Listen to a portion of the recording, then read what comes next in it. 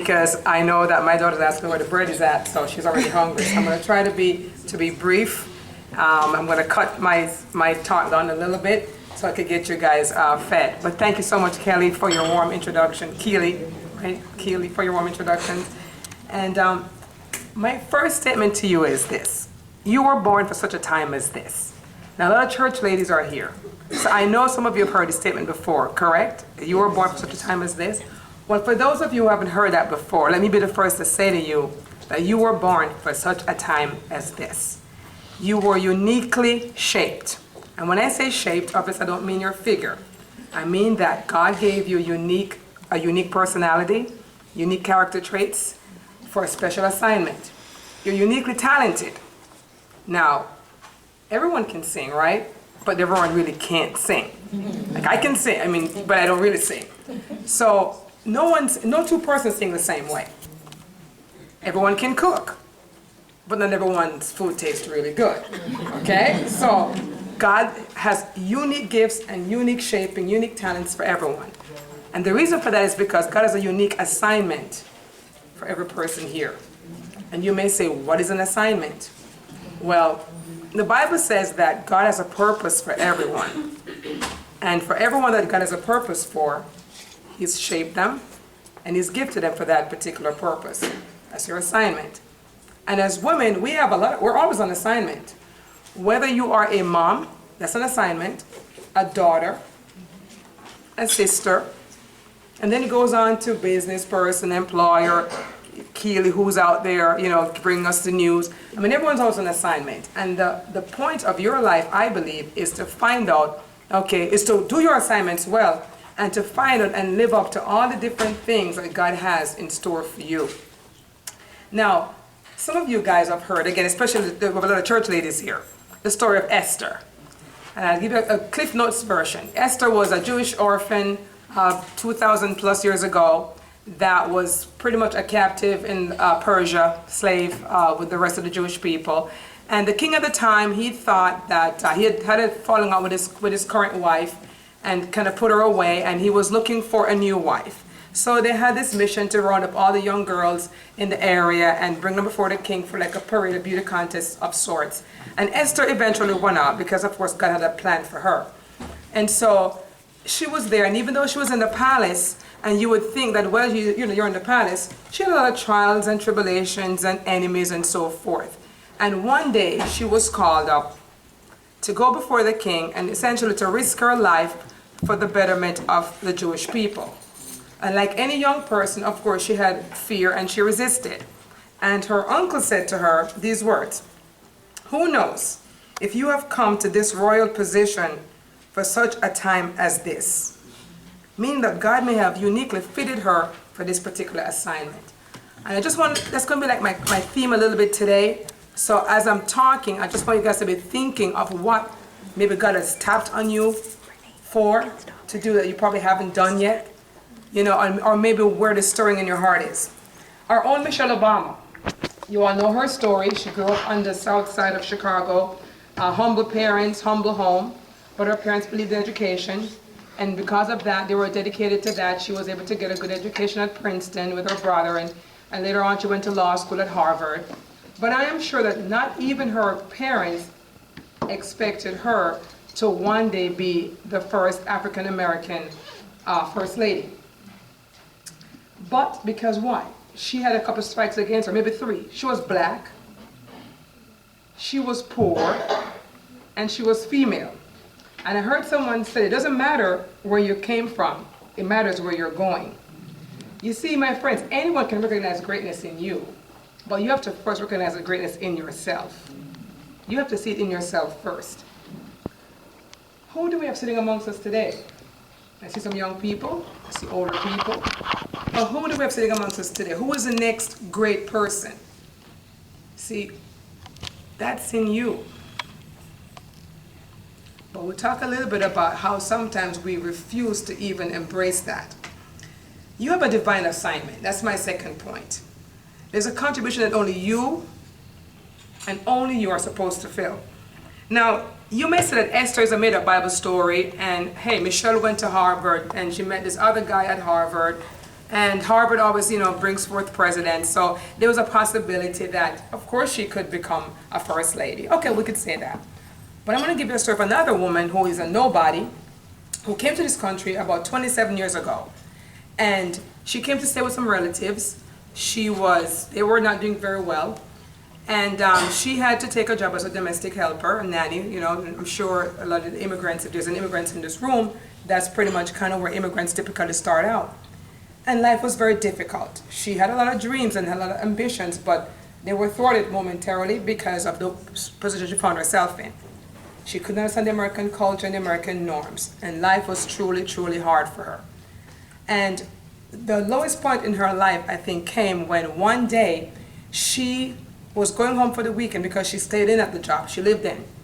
And she stopped for a bite to eat at a restaurant. And when she was finished eating and she got to the train station to get on the train, she realized that her paycheck was stolen. Her entire paycheck was gone. And that was the lowest point. And as she stood there crying out to God in frustration and depression and despair, a man came up to her and gave her a token to take the train to see her aunt. That was a moment for her. And a few months later or so, she met a young man who fell in love with her and they got married. And they began to build a life together. They built a business together. And years later, that business was able to tithe and start a nonprofit agency that would feed and clothe and help people, and especially help people to feel empowered. That they wouldn't have to feel the way how she felt, 15, 20 years before.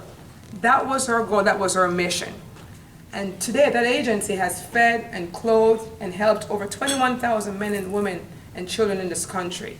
Now, when I came from Jamaica 26, 27 years ago, I never thought that was going to be my assignment. See, I was a nobody. But for those of you who understand poverty and who understand hardships, the shaping of a person comes usually in those moments. You see, and for those Bible ladies in here, when you look at the Bible heroes, whether it was David being shaped out there in the fields as a shepherd to be the king eventually, your shaping comes from your hard place. And so do not despise the day of hard things or the day of small things. Learn whatever you can at that time. And so I want to ask you guys again to think, what is your assignment and are you living in it? Step up and embrace your assignment without fear. Now, in a room like this, there's a lot of different age groups. Some of you ladies are older, and gentlemen too.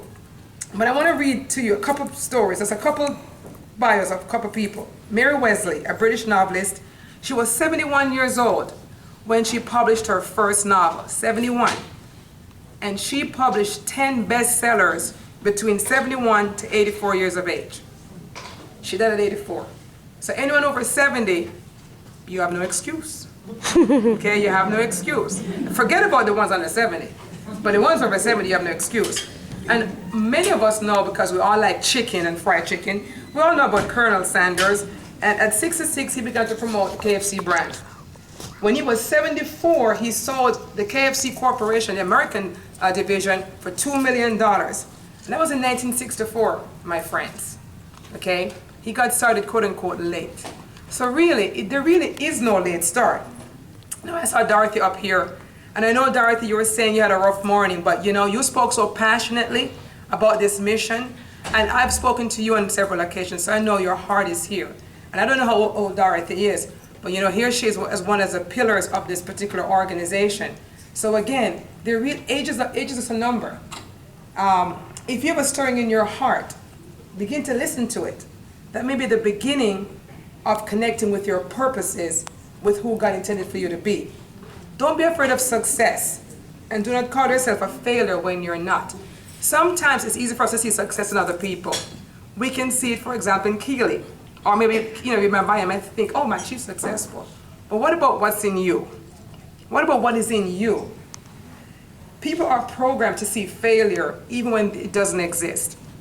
Some people are so afraid of success, they'll get right up to the point of success and step back. Why?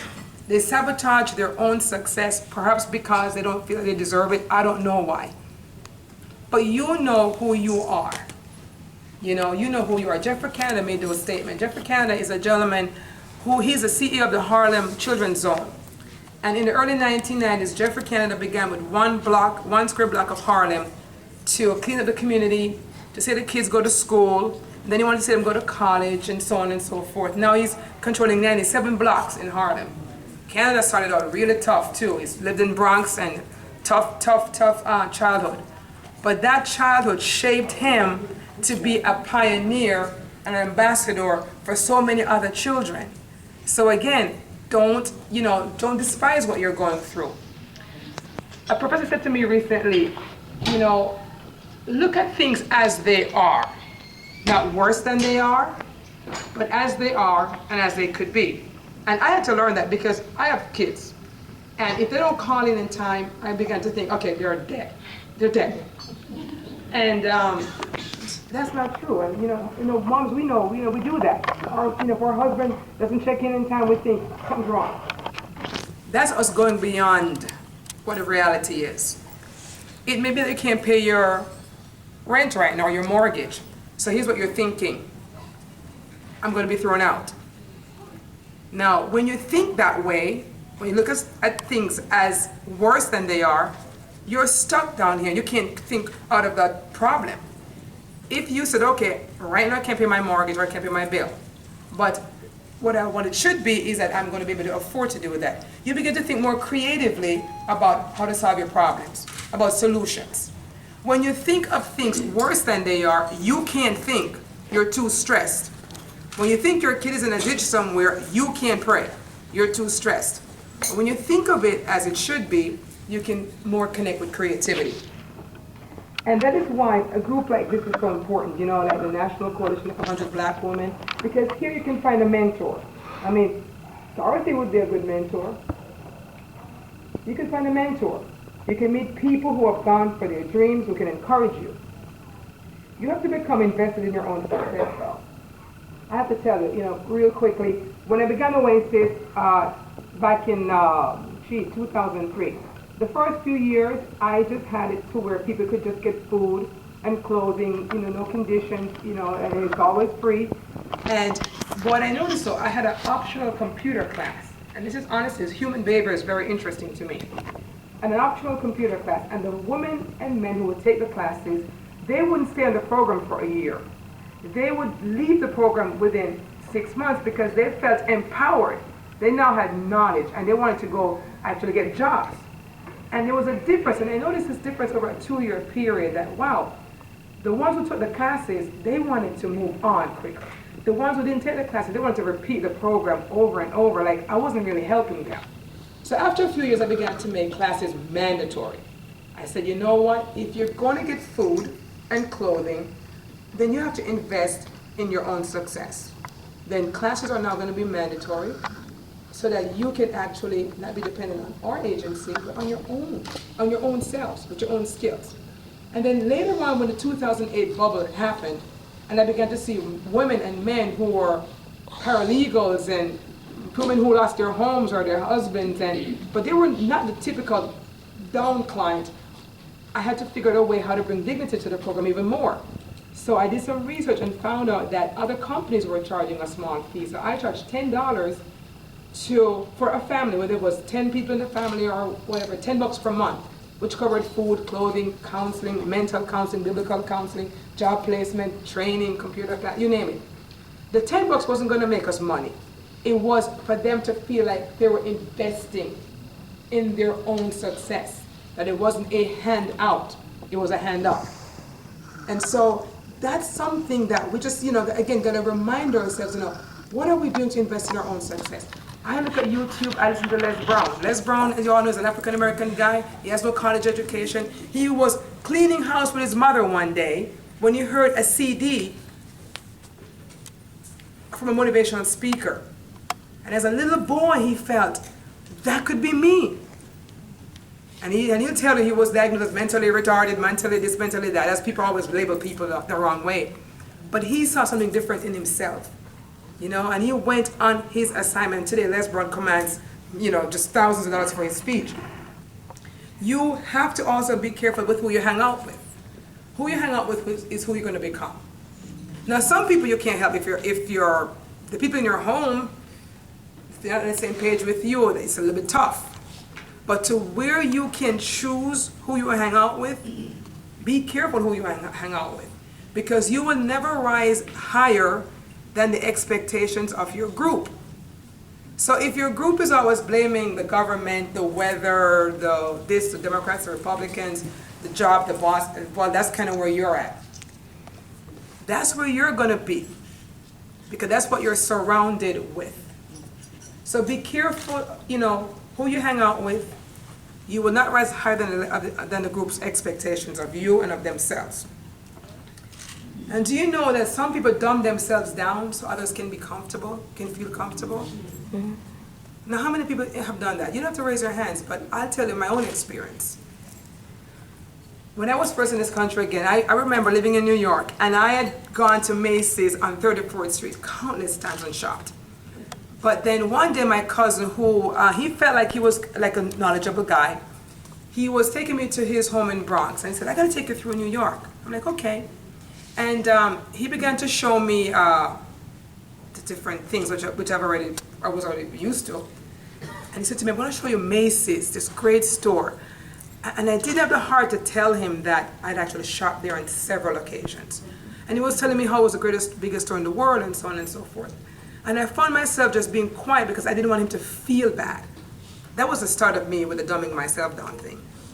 And when I went to his house for that weekend, the entire weekend he would tell me things that I was already doing, but I wouldn't say anything. And that began a pattern of trying to make other people feel comfortable by me not speaking up. And that went on for a long time in my life. And even when I did the charity was in its 6th year before my family knew I was doing a charity. Until they saw me on TV one day and was just shocked that I was involved with this thing. And it was my daughter, Brittany, who said to me, Mom, you gotta stop. You have to stop dumbing yourself down so other people can feel comfortable. And you see, it's a continuum. There's one over here where you're too prideful and too boastful. You don't want to be over there. And there's this other part over here where you're just making yourself feel stupid so that your children could feel smart, so that your spouse could feel smart, so that your friends could feel smart. Don't do it. Don't do it. You will eventually just get dumb. Don't do it. And so, I was reading in the Proverbs this morning. I have this Proverbs challenge going on Facebook. I try to use Facebook for some motivational stuff. But Proverbs 13:20 says, he who walks with the wise grows wise, but a companion of fools suffer harm. That's going to be my final word to you. He who walks with the wise grows wise, but a companion of fools suffers harm. Don't let fear keep you from becoming the best that you can be, for all that we're created to be. The bottom line is this: no matter how you begin, whether you began like Esther or Michelle or Jeffrey Canada or myself, doesn't matter. It's not how you start, it's how you finish. So be proud of who you are. Thank you for having me today.